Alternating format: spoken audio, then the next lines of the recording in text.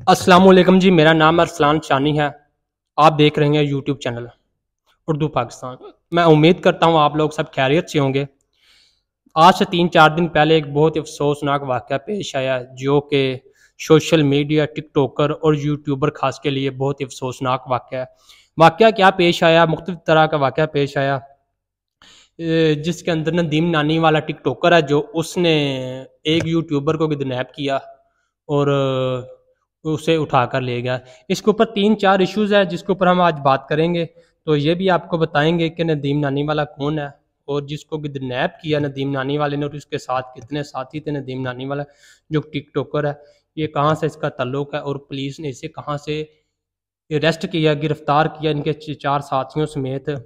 और ये इस तरह ये खबर कौन से चैनल पर नशर की, बड़े चैनल के ऊपर, जो कि ये कन्फर्म हो।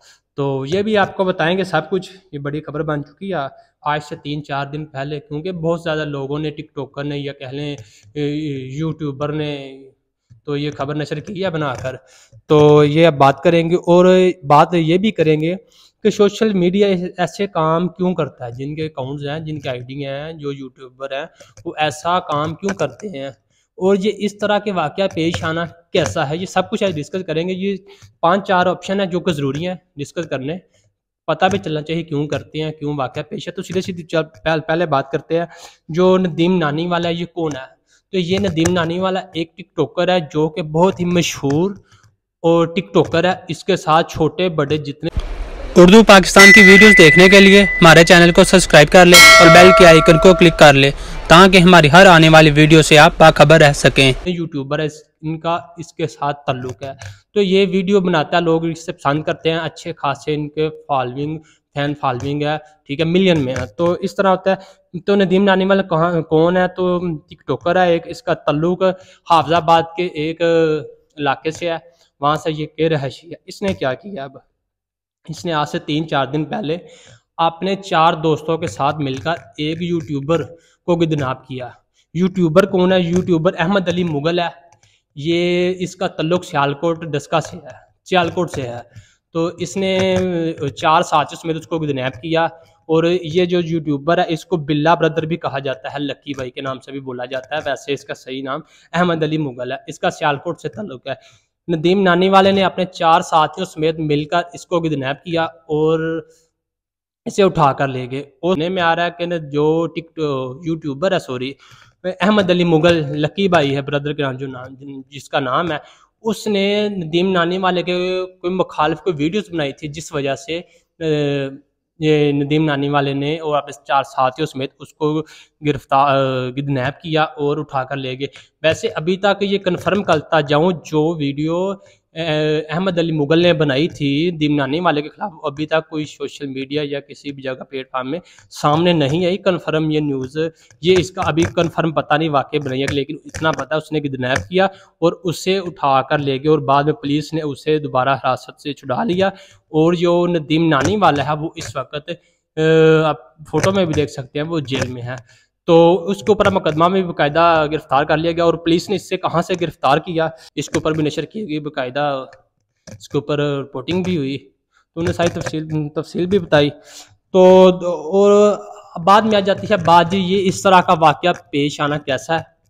तो ये इस तरह का वाक़या पेश आना कैसा है, तो ये तो ठीक है, लेकिन इससे पहले बात करूँ ये जो सोशल मीडिया है, यूट्यूबर है या टिकटॉकर ऐसा काम क्यों करते हैं।